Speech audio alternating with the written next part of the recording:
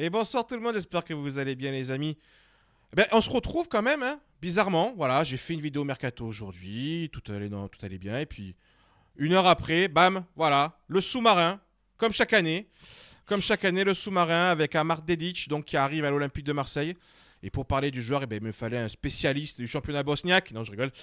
Mais il me fallait quand même le seul mec qui connaît à peu près le ballon sur cette chaîne. C'est Alex qui est avec nous. Comment ça va, Alex? Ça va très bien et cette remarque me va droit au cœur, comme on dit. Exactement. Bon, on va parler d'Amar Dedic, donc du coup la nouvelle recrue de l'Olympique de Marseille, donc qui n'a pas encore signé au moment où on enregistre, hein, mais il est sur le point d'ailleurs d'arriver à Marseille et il va passer sa visite médicale demain, normalement, et il signera son contrat. Bon, déjà, premièrement, réaction. Comment déjà t'as vécu cette nouvelle l'arrivée donc d'Amar Dedic, joueur de Salzbourg, qui arrive en prêt avec option d'achat automatique, on va en reparler après. Mais déjà voilà, le sous-marin comme chaque année, le truc qu'on n'a pas vu venir. Comment Un t'as peu à comment la... t'as réagi? Eh ben écoute, surpris, je pense comme tout le monde. Dès que j'ai vu le nom, j'ai regardé un petit peu pour me pencher sur le joueur, parce qu'on va pas se mentir, c'est pas un joueur que je connais, donc ça m'a permis d'aller regarder un petit peu son CV, ses stats. Bah écoute, plutôt satisfait de la recrue au vu de ses stats, mais on aura l'occasion d'en parler. Ouais, Et voilà, joueur polyvalent, je pense que c'est un petit peu ce qu'on recherche à l'heure actuelle, hein, quand tu vois aussi Gouiri qui arrive, qui est aussi polyvalent mais offensif. Donc je pense que c'est peut-être un critère pour ce mercato d'hiver. Donc plutôt intéressant, mais surpris, un peu comme Holberg est arrivé, on s'y attendait pas du tout. exactement, exactement. C'est vrai que c'est un peu le même style que Bière. Alors, je mets à l'écran déjà le tweet de Fabrizio Romano. Donc voilà, bon, je prends son tweet, mais l'info venait d'un journaliste bosniaque. Donc il nous dit que il va signer, donc Amir Dedic, il va signer un prêt donc avec option d'achat obligatoire potentiellement s'il joue 50% des matchs. Ça nous rappelle un peu le deal qu'on avait fait avec Eric Bailly à l'époque. Ah oui, exact. Donc c'est un prêt payant de 1,5 million avec une option d'achat donc à 10 millions d'euros. Ce qu'il faut comprendre, c'est que l'option d'achat donc sera automatique si il joue 50% des matchs. S'il ne joue pas 50% des matchs, il y aura toujours l'option d'achat, mais elle ne sera pas automatique et on pourra toujours ou pas la lever à la fin de la saison. Ça dépendra évidemment un peu de son temps de jeu évidemment et puis de l'importance qu'il aura eu, hein, sur la suite de la saison. Déjà, là, d'un point de vue strictement financier, transfert, etc., est-ce que tu trouves que c'est sur le papier une belle opération? Bah oui, puisque bon, t'as quand même un joueur, tu prends quand même un joueur de 22 ans, donc ça reste à cet âge-là encore un prospect. Donc je pense que cette tranche d'âge-là, Deserbi aime beaucoup, hein, pour les façonner par la suite. C'est un joueur qui a été quand même évalué à un moment donné à 20 millions d'euros, donc c'est quand même pas mal. N'oublions pas qu'il est international. Il Mhm. a fait toutes les classes avec la Bosnie, hein, des 16 ans jusqu'à l'équipe A. Donc voilà, et c'est un joueur titu en Ligue des Champions, un peu dans la rotation en championnat, mais c'est un joueur important de l'équipe de Salzbourg. Donc non, non, je trouve que le deal est plutôt bon. C'est d'ailleurs assez étonnant de se dire qu'on arrive à récupérer quand même ce joueur. On connaît évidemment la galaxie pardon, Red Mm. Bull, Salzbourg. Il aurait dû peut-être aller du côté de Leipzig. Finalement, ça se fait pas. On le récupère de cette manière-là. C'est vrai que sur le papier, c'est un bon coup. Après, on peut quand même s'interroger pourquoi finalement le groupe Red Bull nous le laisse. Voilà. C'est vrai que ça peut être malgré tout une Oui, interrogation, hein, ouais, bien sûr. sans vouloir être pessimiste, mais c'est vrai que c'est étonnant parce que normalement, il y a quand même toujours voilà, ce lien entre Salzbourg et Leipzig. Donc il a démarré en 2015 voilà, au centre de formation du coup de Salzbourg.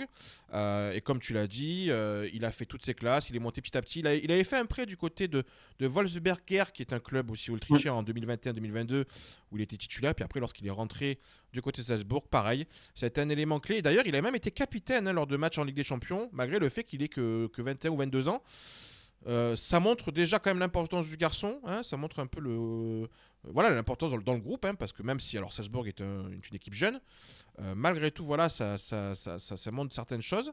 Je voulais vous montrer, alors bon déjà sa fiche Transfermarkt évidemment, et surtout quand même un élément, en décembre 2024, donc il n'y a pas si longtemps, il avait une valeur marchande à 15 millions d'euros. Mm. Donc sur le papier, on récupère quand même un garçon qui a une valeur marchande quand même plus haute que ce qu'on va payer. Donc c'est déjà plutôt pas mal. Il avait un contrat jusqu'en 2027, donc il avait encore 2 ans de 2 ans de contrat. contrat, 2 ans et demi, voilà. Cette saison, alors c'est vrai que cette saison c'est assez étonnant, un petit peu pour lui, parce que en Ligue des Champions, sur 7 matchs, il est 88% de fois dans le 11 titulaire, donc quasiment titulaire à tous les matchs. Par contre, en championnat, il a que 56% de titularisation, 12 matchs. C'est assez étonnant en fait, hein. On a l'impression qu'en fait, en championnat, il a pas joué tous les matchs, hein. Il a joué un match sur deux. Donc après, bon, je sais pas trop comment Salzbourg a fonctionné. Mais par contre, on a vu notamment le joueur très très bon en Ligue des Champions, enfin en tout cas titulaire. Et il apporte une expérience forcément qu'on n'avait peut-être pas forcément sur ce poste-là. Et l'expérience européenne. Mm. Ouais, Ouais, oui. Je suis comme toi. C'est vrai que on peut se poser la question de savoir pourquoi il fait un match sur deux en championnat et qu'il soit titulaire quasiment indiscutable en LDC. Donc, pareil, je suis comme toi. Je pense que ça doit être un fonctionnement qu'a Salzbourg.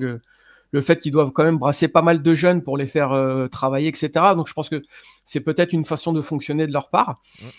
Mais effectivement, je suis comme toi. C'est plutôt satisfaisant d'avoir un joueur de cet âge-là qui a déjà une expérience en Ligue des Champions.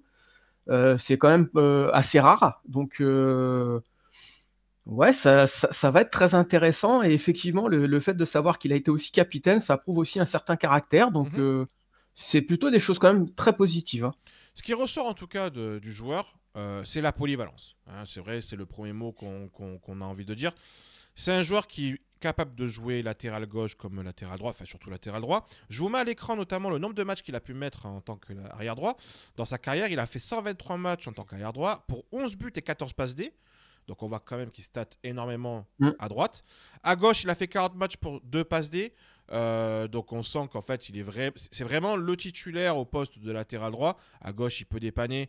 Et d'ailleurs, je vous montrerai une composition d'équipe que j'imagine par la suite. Vous verrez que moi, je le positionne en tant que piston droit.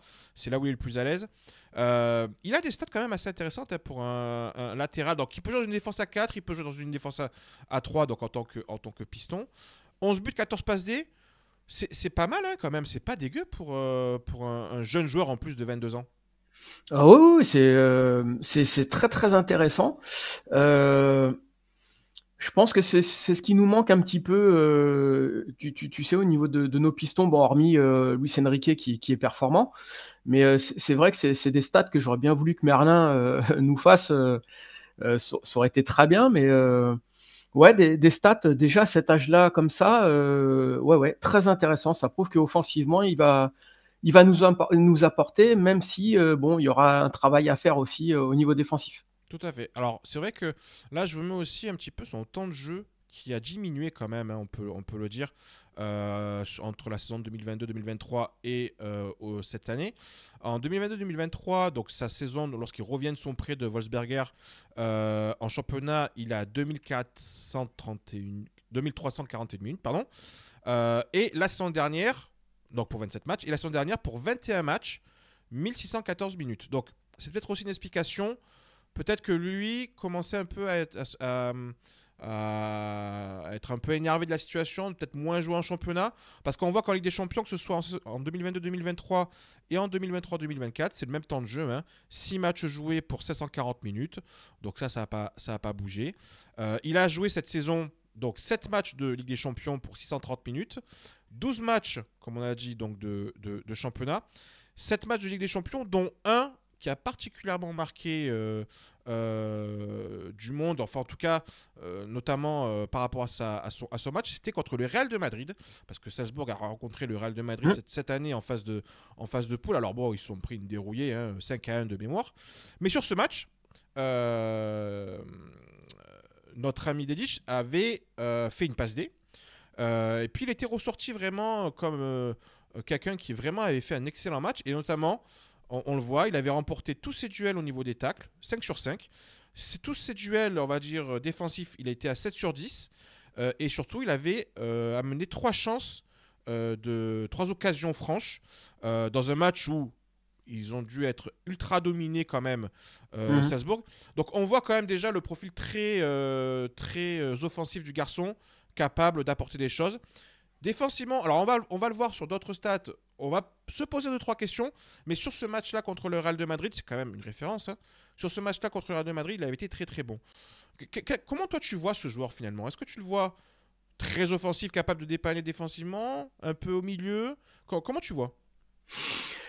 Bah moi, sur ta première proposition, moi, je vois quand même, par rapport aux stats qu'on a regardé ensemble, je vois quand même un joueur hyper offensif et qui va avoir effectivement besoin de travailler défensivement. Mais si tu veux, après, avec une défense à 3, tu sais, tu peux ne pas être forcément super fort défensivement, mais si déjà toi tu fais l'effort de revenir et de gêner l'adversaire, normalement, avec une défense à 3, le central qui est derrière toi doit faire aussi le job. Donc, moi, je le vois plutôt sur un profil vraiment très offensif et ça me déplaît pas. Je te dis très honnêtement, ça me déplaît pas parce que dans notre schéma, je pense que quand Merlin a été vraiment très bon, tu sais, quand il repiquait dans l'axe où techniquement il a été vraiment très fort et qui t'a porté aussi long de ligne et tout, c'est ce qui lui manque à l'heure actuelle à Merlin. Donc je pense que ce joueur-là va vraiment pouvoir nous apporter ce petit plus. Alors on le voit là, je vous mets à l'écran notamment les stats donc, de Datascout. C'est un comparatif sur la saison en cours qui a été fait en octobre 2024. Un comparatif donc entre Amar Dedic et tous les latéraux autrichiens qui jouent dans le championnat d'Autriche. Tous les latéraux, que ce soit latéral gauche ou latéral droit. Et on voit quand même sur ce graphique que, alors Dedic, vous le voyez, est en rouge-rose là, et les autres, donc la moyenne des latéraux, c'est en bleu-gris. On voit quand même un garçon qui a des pics offensifs très intéressants. Passe dans le dernier tiers, ben, il est quasiment, par exemple, le meilleur latéral. C'est celui qui fait le plus de passes dans le dernier tiers de tous les latéraux du championnat autrichien. Présence dans la surface adverse, du coup, par match, il est à 2,13 présences. Donc ça veut dire que c'est un garçon qui est très très très très haut sur le terrain. Course progressive, donc course avec le ballon, on le voit là aussi, il est numéro 1 dans le championnat autrichien. But attendu, donc il fait partie par exemple des joueurs on attend le plus de buts. Accélération, c'est aussi intéressant. Nombre de tirs, on voit qu'il est quand même très très haut aussi par rapport à la moyenne. Par contre, et c'est là où le bas blesse, déjà c'est peut-être sur les centres réussis, Mm. on voit quand même qu'il y a du déchet. Et d'ailleurs, on le verra sur un autre rapport qu'effectivement, il y a un vrai déchet à ce niveau-là. Donc, il va falloir qu'il travaille par rapport à ça. Et puis aussi, les duels.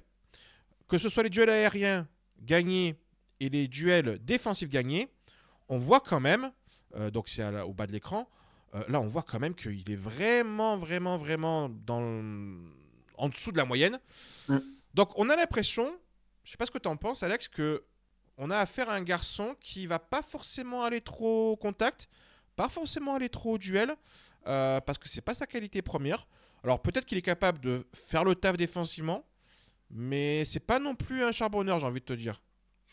Ouais, bah, c'est exactement ça et pourtant, il a quand même un gabarit intéressant Bien pour un sûr. piston, hein, parce qu'il fait 1,80 m. Donc, ouais, tu as des joueurs comme ça, hein, sur des postes, qui sont quand même assez offensifs, qui vont pas forcément aller, tu sais, au duel à la tête ou vraiment aller au contact, mais qui peuvent gêner, l'adversaire dans son placement, enfin, il y a enfin, il y a différentes manières de pouvoir défendre correctement. Mais malgré tout, si jamais, notre Roberto National, a dans l'idée de retourner dans une défense à 4, c'est quand même, Il peut faire le taf. important qu'il fasse le boulot et donc il y aura quand même du taf à faire avec Roberto. Mais je te dirais, à la rigueur, 22 ans, encore des progrès à faire, tout à fait normal. Oui, oui, non, mais tout à fait. C'est vrai qu'à ce niveau-là, il y a des progrès à faire. Je vous mets aussi le compte Football Tactics qui nous a fait un résumé, je trouve assez intéressant du joueur. Donc vous voyez à l'écran. Donc il nous parle donc du coup de la polyvalence qui a sûrement séduit le bord de Marseillais, notamment Roberto De Zerbi. Il est aussi à l'aise à gauche qu'à droite. Il a 22 ans, il possède déjà une belle expérience sur la scène européenne puisqu'il a 15 matchs de Coupe d'Europe disputés, dont 13 de Ligue des Champions. Ce qui n'est pas négligeable, même si on a déjà des joueurs entre Højbjerg, Rabiot, Greenwood, des joueurs qui ont déjà une expérience. Mais en tout cas, lui, il en a aussi. Il est qualifié comme infatigable sur son côté. Il aime se projeter et défendre en avançant. Alors, voilà, justement. Après, peut-être qu'au niveau de la qualité de ses interventions défensives, il y aura beaucoup de travail. Mais en tout cas, il a l'air quand même de vouloir faire les efforts. C'est un bon gabarit pour un latéral. Il doit progresser dans la gestion de ses duels. On l'a vu dans les stats, effectivement, ça ressort énormément. Il manque de précision là aussi dans les centres et devra travailler cet aspect. Notamment, de ce que j'ai compris, de ce que j'ai vu, c'est vraiment sur les centres aériens. En limite, les centres, on va dire, rasants, ça c'est plutôt pas mal. Par contre, dès qu'il faut faire des centres aériens, c'est un peu plus délicat pour lui. Il est assez difficile à éliminer en 1 contre 1, voilà. Donc ça c'est aussi quelque chose qu'on verra.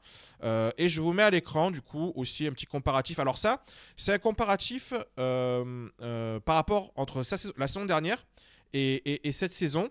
On voit notamment toujours là, c'est par exemple, les centres réussis, le pourcentage qui est quand même assez faible, il est à 26%. Éliminé par le dribble, il est à 79%. Donc ça veut dire quand même qu'il s'est pas mal éliminé dans les dribbles. Enfin, en tout cas par l'adversaire. Interception, que 18% d'interception.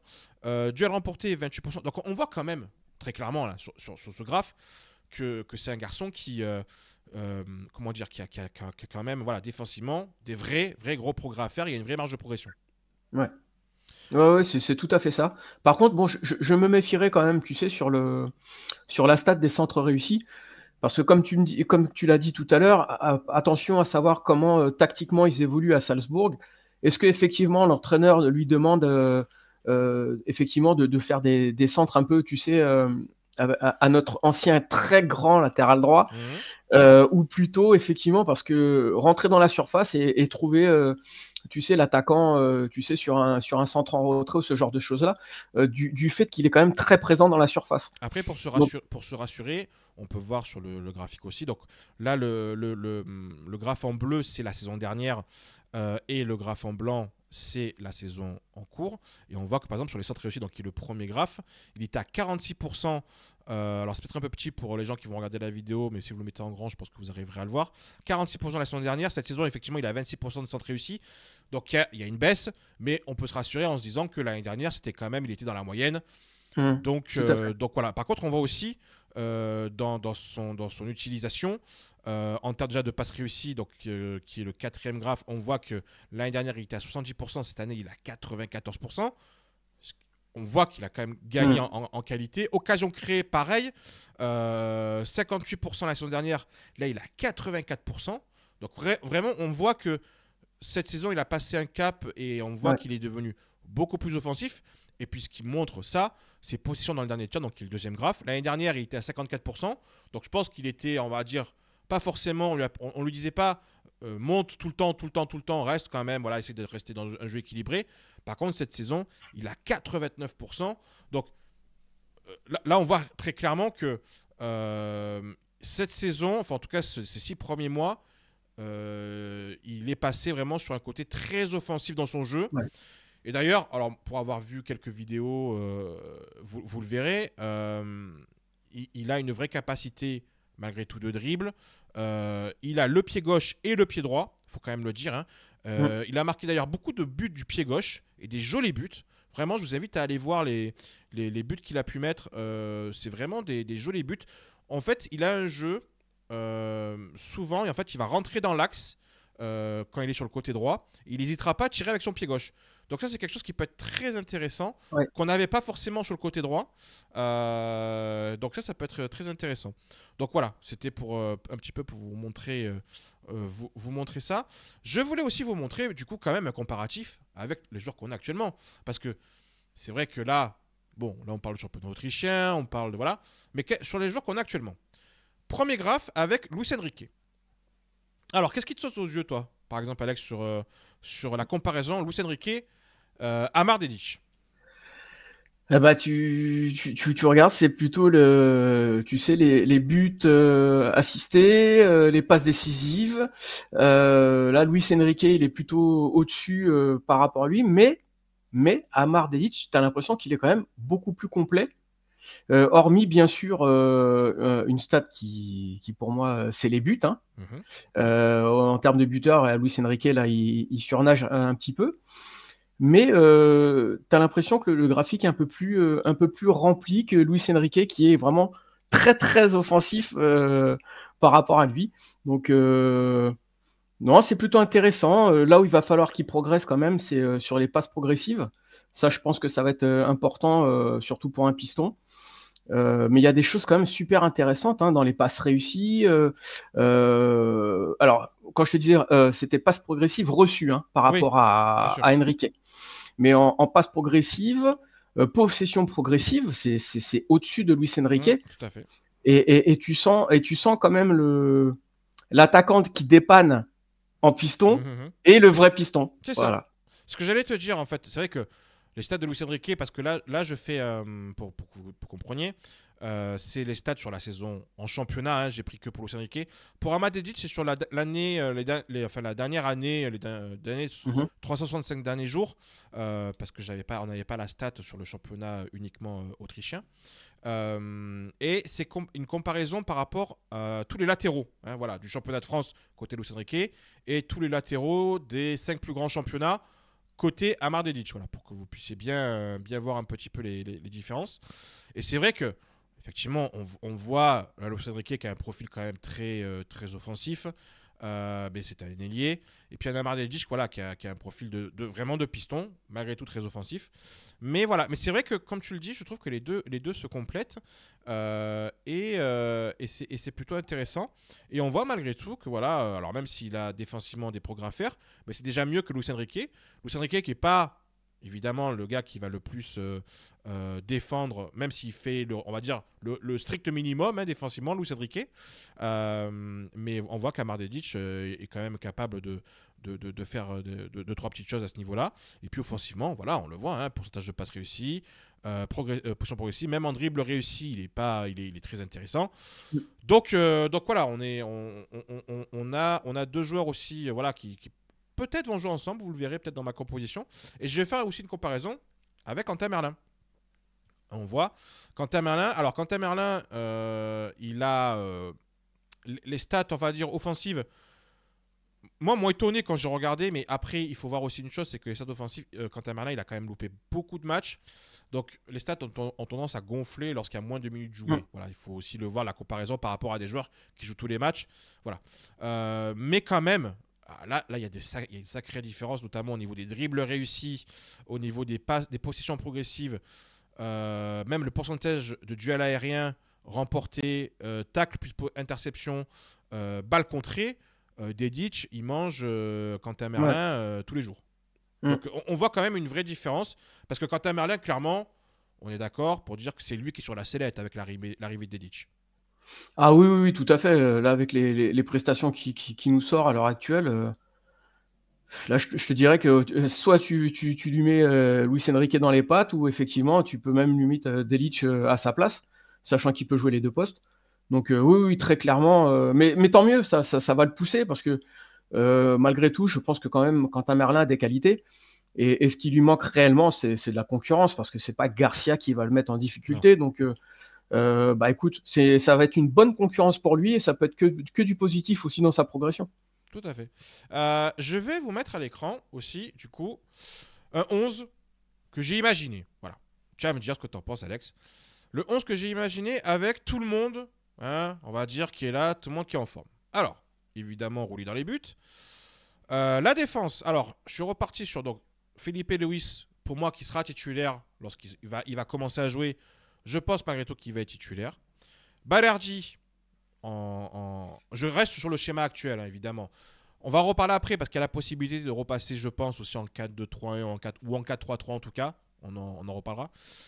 Mais donc, sur le 3-4-2 qui est notre schéma actuel, je mets Kondogbia parce que c'est vrai que Kondogbia, pour moi, est le titulaire à l'instant T. Maintenant, on le sait, c'est pas interdit qu'il y ait non plus un renfort à ce niveau-là. Et là où moi, du coup, je fais intervenir Dedic, pour moi, il est titulaire. Pour moi, il est titulaire, vu son profil, vu ce qu'il a l'air d'amener, et vu aussi, de toute Oui, façon, oui. le statut qu'il avait à Salzbourg. Pour moi, c'est un garçon qui doit être titulaire. Et je fais basculer Luis Enrique côté gauche. Alors on va me dire, mais pourquoi tu fais basculer Luis Enrique côté gauche? Puisque en tant que piston droit, ça fonctionne très bien. Il faut quand même se rappeler d'une chose, c'est que la saison dernière, il était piston gauche. Je me rappelle de son match contre Benfica, lorsqu'il était, il était piston gauche sur ce match-là. Il avait été très très bon. Et puis surtout, là, en début de saison, il était ailier gauche. Donc le côté gauche, c'est quand même un côté qu'il maîtrise. Et je pense qu'il est totalement en capacité de répondre aux attentes de Roberto De Zerbi sur le côté gauche. Et puis après, je ne fais pas trop de changements. Je mets un Minguri titulaire numéro 9. Logique. Vu l'investissement qu'on vient de faire, je vois très très mal à Minguri être le remplaçant de Neil Mopé. Voilà. Donc déjà, Clairement. qu'est-ce que tu penses toi de ce 11 là que j'ai mis comme ça? Est-ce que tu restes sur ce schéma là ou est-ce que peut-être tu passes sur autre chose? Bah, écoute, non, bah, là, disons que sur ton 11, moi, j'aime beaucoup. C'est vrai qu'on en avait un petit peu discuté vite fait. Je te dirais que le seul truc qui me dérange, c'est d'avoir encore Luis Enrique en tant que piston, parce que j'aurais bien voulu qu'il soit beaucoup plus haut. Mais tu vois, tu as dit une chose tout à l'heure qui était quand même assez importante par rapport à Dedic, c'est que sur son côté droit, il rentre dans l'axe et n'hésite pas à frapper pied gauche. Et c'est justement ce qui va te permettre, avec Luis Enrique, de faire exactement la même chose. Donc, partir côté gauche, rentrer dans l'axe et utiliser son pied droit, pardon, comme il l'a fait d'ailleurs sur son superbe but contre. Ça y est, c'était en coupe. Luis Enrique, c'est contre Nice. Ouais, bah, contre Nice, ouais, contre Nice. Donc, tu vois, tu as les deux pendants de chaque côté qui peuvent rentrer et puis qui pourront frapper sans hésiter à ce niveau-là. Donc, c'est hyper intéressant. Gouiri, bah, je suis comme toi. De toute façon, il y a pas 50 solutions. C'est lui le titulaire, indiscutable. Il n'y a pas de souci. Rappelons-nous quand même que Mopé était parti remplaçant donc, au départ. Donc, il prendra sa place. Et dans le reste de la compo, ouais, en espérant que Kondogbia revienne assez rapidement. Parce que c'est vrai que on n'a pas de nouvelles du tout de son état Non. physique, même si on sait qu'il est en train de reprendre et qu'il travaille. Donc c'est quand même assez embêtant, mais moi, ce 11, dans notre schéma actuel, me convient très très bien. Est-ce que tu imagines, avec les joueurs qu'on a actuellement, un autre schéma? Et ben moi, je partirais plutôt sur un 4-3-3. Tu sais quoi, on va le faire ensemble, tiens. Hop, voilà, on va le faire en direct. Alors, là, il m'a replacé. Alors, est-ce qu'on peut faire les changements comme ça? Tac. Oui, on peut les faire comme ça. Alors, dans un 4-3-3, tu es d'accord avec moi? On va partir sur une défense centrale. Ramos, Balerdi. Tout à fait. Balerdi à gauche, centrale gauche. Balerdi à gauche. Dedic, je pense qu'on va le mettre arrière droit. Tout à fait. Il est en capacité. Arrière gauche. Alors, arrière gauche, c'est là où on peut se poser la question. Arrière gauche, on fait quoi? Et ben, de toute façon, On remet Quentin Merlin? moi, je partirais sur Quentin Merlin, mais je te dirais aussi que Garcia, sur une défense à 4, peut aussi dépanner. Ouais. Mais bon, après, bon, on va pas non plus se cacher. Quentin Merlin est un meilleur footballeur que Garcia. Donc, moi, je partirais quand même sur Merlin. Je voudrais quand même garder un joueur pied gauche. Allez, Donc, je partirais sur Merlin on côté part gauche. sur Quentin Merlin. Là, le milieu, on reste sur quoi? Sur Rongier, Højbjerg, Rabiot? Pour le moment, oui. Ouais, ok. Et après, ailier droit, Greenwood. Ouais. Attaquant, Guerri. Oueri, Ailier gauche. Luis Enrique. Bah écoute, voilà. Moi, je partirais là-dessus. Ça peut très bien arriver. Hein. Ça peut très bien arriver cette histoire. Hein. Il a la capacité d'Edic en fait de pouvoir jouer sur ce poste de latéral droit. Dans ton esprit, Dedic, il passe devant Murillo automatiquement? Ou Murillo, malgré tout, malgré un petit peu ce qu'il a fait depuis le début de la saison, Bah, il a encore sa carte? alors ça, c'est une très très bonne question. Et je pense que sur une défense à 4, je pense que ça dépendra surtout de ton adversaire. Parce que malgré tout, Dedic a quand même certaines lacunes défensives. Donc, Et Greenwood aussi? ouais. Donc, je pense que Murillo sera plus apte à être meilleur défenseur. Mhm. Donc, je pense que ça va dépendre de deux choses. Effectivement, de ton adversaire, mais aussi de la manière de comment tu vas évoluer tactiquement par rapport à Roberto De Zerbi. Est-ce qu'il va faire comme au début, tu sais, quand il va demander à ses latéraux de rentrer dans l'axe pour faire un surnombre au milieu de terrain ou pas. Et là, dans ces cas-là, je pense que Dedic, techniquement, sera meilleur que Murillo à ce moment-là. Donc, je pense qu'il y aura ces deux paramètres-là à prendre en compte, par rapport au choix du latéral droit. Mais je pars quand même avec Dedic en tant que titulaire. Voilà. Enfin, en tout cas, pour moi. Ça me paraît ce qu'il y a de plus sûr. Après, moi, je t'avoue, dans un 4-3-3 ou 4-2-3-1, ça dépend évidemment comment on l'articule. Je suis pas persuadé qu'en fait, Dedic soit titulaire à cause de la présence de Greenwood. Voilà. Je pense qu'en fait, Dedic, on le fait venir et pour moi, ça... comment dire, on est sûr qu'on va finir la saison avec la défense à 3 et les deux pistons. Je le vois comme ça. Honnêtement, Dedic, dans un 4-3-3, avec donc sur le côté droit, Dedic, Greenwood, alors offensivement, ça peut être très, très, très, très, très, très, très, très fort. Il n'y a pas de doute. Par contre, défensivement, à mon avis, il peut avoir de gros problèmes sur ce poste-là. Alors, Rongier peut évidemment compenser. Obiang aussi, évidemment. Je mets Rabiot, moi, côté gauche. Luis Felipe Ramos aussi, avec son expérience, peut compenser certaines choses. Mais ça me paraît très compliqué, là, dans le schéma que je mets à l'écran, d'avoir à la fois Dedic et à la fois Greenwood. On verra ce que va nous proposer Roberto De Zerbi. Mais en tout cas, voilà, moi, ça me paraît risqué. Je pense vraiment qu'on va rester sur cette espèce de 3-4-2-1 qu'on a jusqu'à présent, ou peut-être un 3-4-3. Mais enfin, en tout cas, on va rester sur le principe de la défense à 3, je pense. Je pense aussi. Donc voilà, c'était, on va dire, un premier aperçu évidemment du joueur. De toute manière, vous le verrez, on va le voir sur le terrain. Et on va se faire vraiment un avis sur le terrain, parce que c'est toujours pareil, hein, il y a ce qu'on peut imaginer, ce qu'on peut étudier sur le joueur, les datas, etc. Rien ne vaut le terrain. Tu seras d'accord avec moi, Alex? Voilà. Exactement. C'est comme beaucoup de joueurs avec de très bonnes stats, et puis une fois qu'ils arrivent à l'OM, des fois il y a des petites déconvenues. Donc, mais bon, moi ce qui me rassure quand même, c'est qu'à son âge, il a été capitaine et qu'il a l'air d'avoir du caractère. Donc, je pense pas qu'il se liquéfie comme un brassier, par exemple. Voilà. Tout à fait. Oui, on va essayer qu'il soit meilleur. Je vous mets à l'écran juste les petites news les dernières news qui sont tombées, notamment Paul Lopez, donc il dirait définitivement qui va partir du côté donc du Mexique. Donc on est à peu près à 5 millions d'euros. C'est magnifique. Ça, c'est plutôt magnifique. Alors, j'avais vu passer que ça pouvait être un prêt. Alors, j'espère que c'est bien un transfert. Il faudra que je vérifie ça. J'ai vu ça aussi. J'ai vu passer ça. Ouais, toi aussi, tu as vu passer ça. Donc, voilà. Il y a aussi le cas d'Ismaël Koné. Alors là, on a Luca Bendoni qui nous retweet l'info qu'il avait mis le 27 janvier, comme quoi donc Ismaël Koné était suivi par Valence dans le cadre d'un prêt. Il va falloir que ça se débloque aussi pour lui, parce que pour le moment, il n'y a rien encore qui se fait. Donc voilà, je suis en train de regarder les dernières infos. Attends, on a bien fait de prolonger. Ah, on parle de Paul Pogba ou pas? Non, on parle pas. Non. Mais on parle, c'est exceptionnel. On parle d'une nouvelle arrivée. Fabrizio Romano, qui nous met à l'instant. L'Olympique de Marseille a trouvé un accord avec Aaron Anselmino, le prêt de Chelsea n'incluant aucune clause d'option d'achat. L'accord dépend désormais de Chelsea et des places de prêt disponibles en attendant que le club anglais prenne une décision sur le joueur qu'il prêtera. Voilà. Donc, en gros, il y a un accord aujourd'hui avec le joueur. Maintenant, c'est à Chelsea de décider est-ce qu'ils veulent véritablement nous prêter le joueur ou pas. Mais en tout cas, on avance dans le dossier Anselmino. Anselmino, j'en ai parlé ce matin dans la vidéo. C'est un défenseur central qui est capable de jouer axe droit comme axe gauche.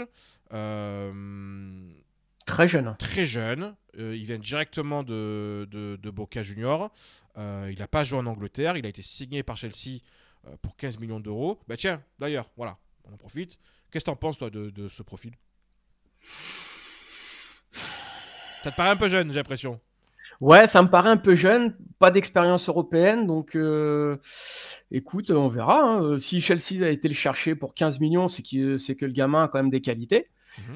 Mais bon, c'est peut-être ce manque d'expérience européen qui me dérange un petit peu, mais 19 ans, de toute façon, quoi qu'il arrive, ça ne peut que progresser et puis ça peut être une super surprise donc écoute, on verra bien, hein.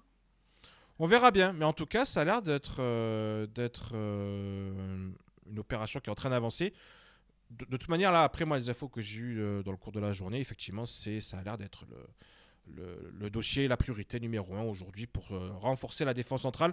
Je pense qu'en fait, ce qui est assez marrant, et on va s'arrêter sur ça, ce qui est assez marrant, c'est que l'Olympique de Marseille, finalement, tu sais, on imaginait une stratégie pour le numéro 9 en se disant, on va peut-être pas lâcher 20 millions d'euros sur un numéro 9, on va plutôt prendre un prêt pour attendre l'été prochain. Et puis en fait, ils font ça pour le renforcement enfin pour le remplacement de Lilian Brassier. De la défense, ouais. On l'avait pas imaginé peut-être comme ça. Je sais pas toi, mais moi j'avais Non, pas. mais c'est vrai, je pense comme toi. C'est vrai. Ouais, de toute façon, même avec Jus et tout ça, quand on en discute sur notre WhatsApp et tout, c'est vrai qu'on était parti plutôt sur un prêt de l'attaquant et envoyer les belins, comme on dit, cet été. Mais ouais, bah écoute, tu vois bien que là, ils vont peut-être penser à Monsieur Laporte pour l'été prochain. Peut-être, peut-être. Et puis je vois qu'il y a une très jolie cadre derrière toi. Notre ami, Mon petit cœur bat toujours aussi fort pour lui. voilà, notre ami Paul Pogba. Alors, on va pas vous donner aujourd'hui une exclue parce qu'on l'a pas, hein. Simplement, moi, le seul truc que je peux vous dire aujourd'hui, c'est qu'il y a une décision quand même qui est attendue assez rapidement. Voilà.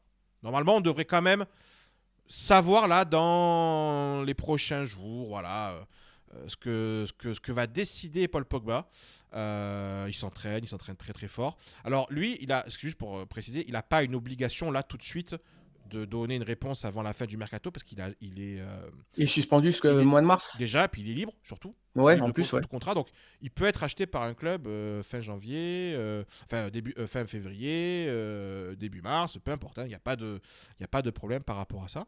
Donc voilà, simplement. Mais ce qu'on me dit, c'est que voilà, une décision va être prise. On est toujours dans la course. Après, écoute, on verra bien. On aura le temps de refaire des vidéos. Si jamais Paul Pogba, on la fera tous les deux, hein, je te le dis. Ah Si oui, jamais oui, oui, Paul oui. Pogba signe, On veut pas d'interférence avec une non, certaine personne. non, Voilà. non, non. Puis surtout une certaine personne qui a appris aujourd'hui qu'apparemment Valentin Rongier pouvait partir. Oh là, Euh, voilà. ouais, ne Non. pas. Ouais. On va pas tirer sur l'ambulance. On va faire une minute de silence pour. Voilà, tout à fait. Non, peut-être pas. Ça va faire long. Bon, en tout cas, Alex, je te remercie. Ouais, Vraiment. avec très grand plaisir, mon Thomas. Vraiment, merci beaucoup. On aura le temps, de toute façon, de reparler évidemment de Dedic, hein, et puis on attendra avec impatience ces premiers matchs Ouais. pour se faire un premier avis, évidemment, hein, parce que c'est encore une fois le terrain qui va parler. Merci beaucoup, Alex. On se dit de toute façon à bientôt. Hein, bientôt pour Oui, un live. à très bientôt. Et puis, bisous à tous les copains de la tribune, hein. Et voilà. Et puis, on se dit de toute façon à demain matin. Parce que là, on va poster la vidéo maintenant. Donc, à demain matin pour l'avant-match avec Julien, évidemment, d'OM Lyon. Hein, ça, c'est quand même le gros match Mm. que nous attend demain. Et puis, lundi soir, un live avec un invité, je pense, qui va énormément vous plaire. J'en dis pas plus. Voilà, petit teasing. Je l'adore. Tu l'aimes beaucoup? Je l'adore. Voilà. Je vous ai dit, il va beaucoup vous plaire. Allez, bonne soirée à tout le monde. Et puis, surtout à l'OM. Salut les copains. Ciao. Ciao tout le monde.